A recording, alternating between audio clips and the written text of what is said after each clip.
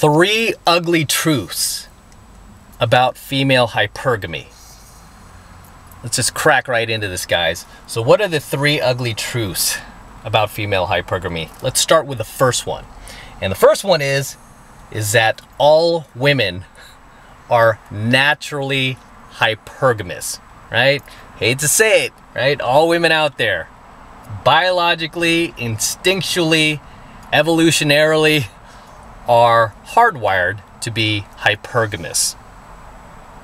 And that is a lot of the reason why society has thrived. I hate to say it, is because women have constantly, throughout the centuries, have searched for the highest value male that they can possibly attract with their looks. Right?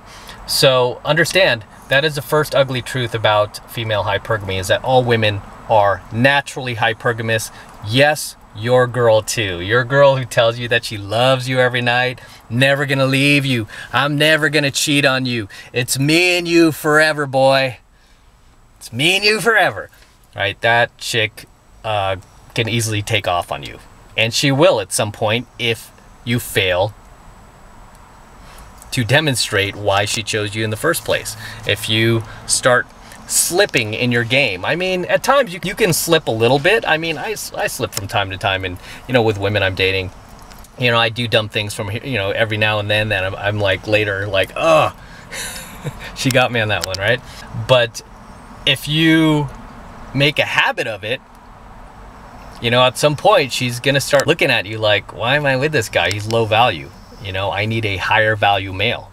I need to find somebody who is, you know, who can offer me more than this guy can, you know. And a lot of times it's not just financially, it's mentally, it's emotionally, right? Because I know a lot of guys, especially like guys who buy into this looks money status thing, they think like, oh, it's just as long as you have money, it's fine. And it's like, no, dude. I mean, I'm in Hollywood and I have plenty of students who have millions, right? Way more money than I do, and are successful, and they can't hang on to their women, and they're way more higher value than their woman is, but they can't hang on to them because they failed to demonstrate to the girl like why she should stay with him, right? A lot of these guys, like, they might have presented that alpha bad boy image of themselves when they first met, but slowly throughout their relationship they started slipping. They got a little too comfortable, a little too complacent, and then it got to the point where their girl was like,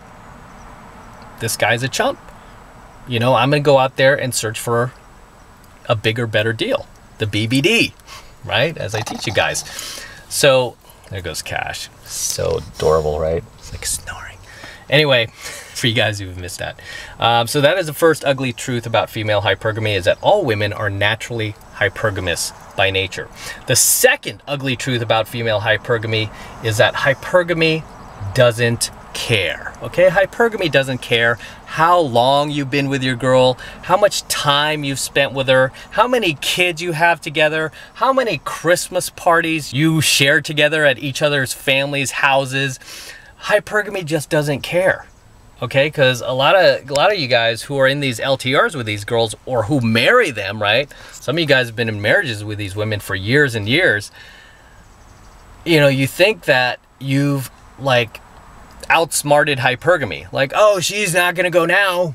We got a full family together. We have a house together. We have a mortgage together, right? We've got kids in college together and all this other nonsense.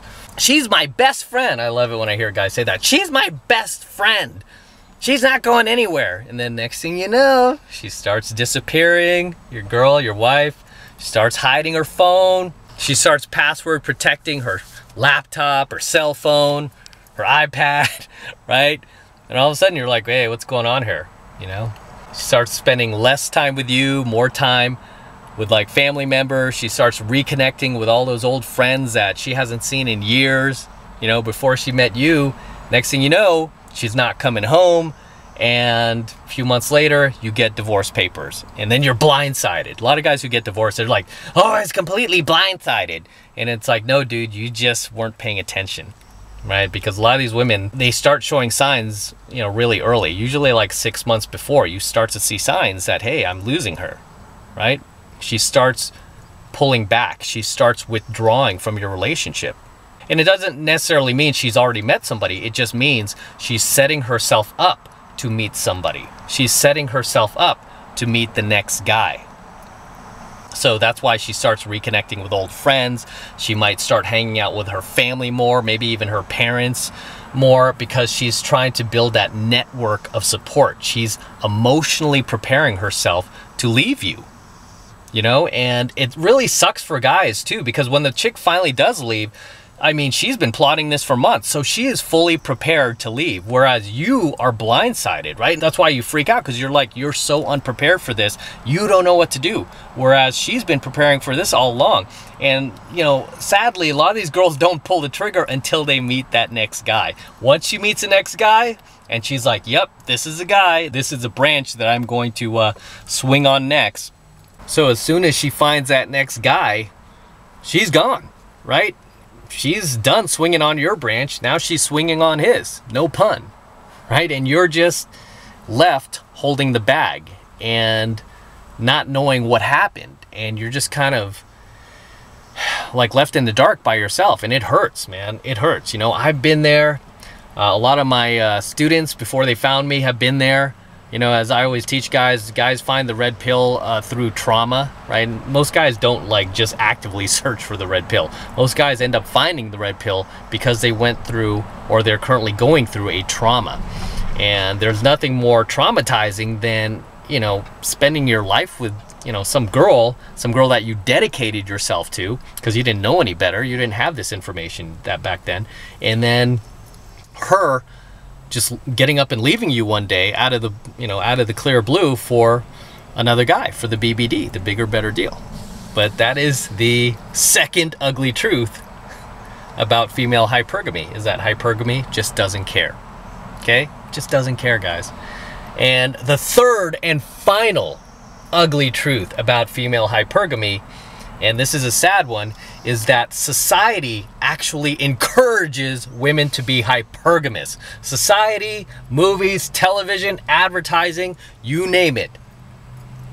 The Matrix completely encourages women to be hypergamous in nature and be unloyal to the man she's with.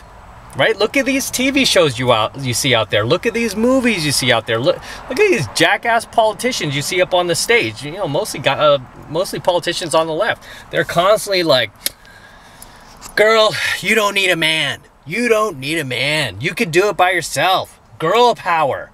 Right? You could have it all and do it all. Right? Exactly what feminism tells women. It's sad. It encourages them to behave this way. And the sad part is a lot of you guys, before you found the red pill and you're still blue pill, you bought into those lies, thinking that, hey, you know what? This is going to get me in good with women. This is going to get me in good with my girl. She's going to love me more if I support her in this. Like, yeah, girl power. You got to do what you need to do. Go pursue your career. Don't worry about me. Leave me behind. Yeah, go to happy hour with your girlfriends. Yeah, go clubbing. Go to Vegas. Yeah, it's fine. I trust you, right? I trust you. Because you're a free, independent woman. You're a strong woman. I trust you, right? And then next thing you know, she finds herself the BBD. She finds herself a higher value male to replace you with. Because not only did she buy into, you know, all the encouragement to become more and more hypergamous, but you bought into that too. And you encourage her to exercise her open hypergamy. So understand that, guys. Society at large encourages women to act out on her fantasies, you know, to leave her man behind and to not put in her share of responsibility in the relationship, you know, nurturing your relationship, making it work, helping, you know, because it takes two to make a relationship work. Right? And a lot of these relationships these days are not working out because these chicks are just way too hypergamous and way too unloyal and way too disrespectful and way too mouthy and way too loud. Exactly what society encourages women to be like these days. And, you know, I don't want to paint all women with a broad brush because there are a good number of women out there that are not like that and they don't buy into that shit. You know, yes, they're still hypergamous. So I'm not saying, oh, nah, you know, not all women are like that. I'm not saying that, but I'm just saying there are still women out there that are at least trying to suppress their hypergamy, right? They're with a guy that they like, and, you know, even though instinctually they're wired to search for a higher value male, they're trying to suppress it because they want this to work with their man. And as I say, it takes two to make a relationship work. And obviously, as the guy in the relationship, you have to lead. You have to, you know, show her that you're that same badass guy that she met way back when. And you know what? I mean, it's really as simple as just staying on your path and purpose and not making the woman, right, the star of your movie. I mean, if you just stay on your path and purpose and you just be that same badass dude that she met, she's going to suppress her hypergamy. She's not going to feel the need, much less is she going to want to go out there searching for the BBD. She's not going to be wanting to go out there and, you know, trying to replace you and all this other stuff. I mean, so it is possible because, I mean, as you guys know, I'm a pickup coach, and I've dated hundreds upon hundreds of very attractive women who, you know, by all accounts should be out there searching for a bigger, better deal, but they're not because they feel like they have that with me. Girls that I'm dating right now that aren't even my girlfriends are refusing to go out there, and they just want to focus on me.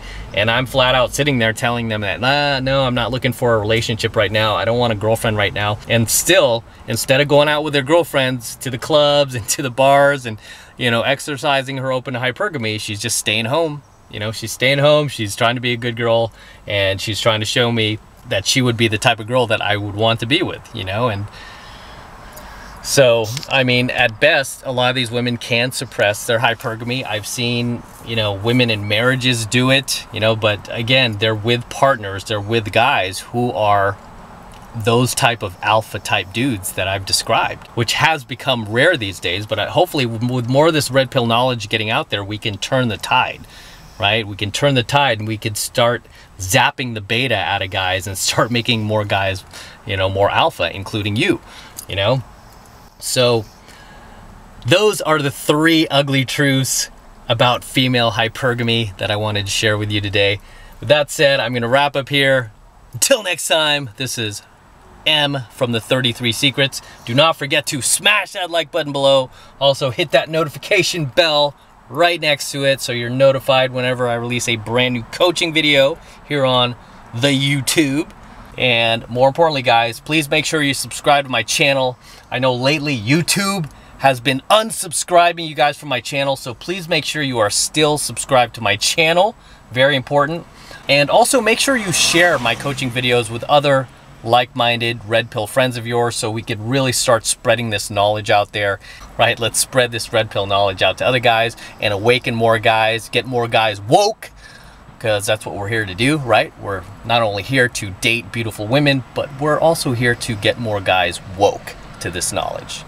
And for you guys who want to support my work and all of this red pill content even further, the best way to do that is by jumping into my monthly online coaching program, 7 Months to Mastery, where I am teaching guys just like you how to go out there and approach and close the youngest, hottest, and most beautiful looking women on the planet. I'm talking about 8s, 9s, and 10s, the type of women that you will not find in your social circle and you will not find at the bars and clubs, but only the venues that I teach you to go to in 7 Months to Mastery, right?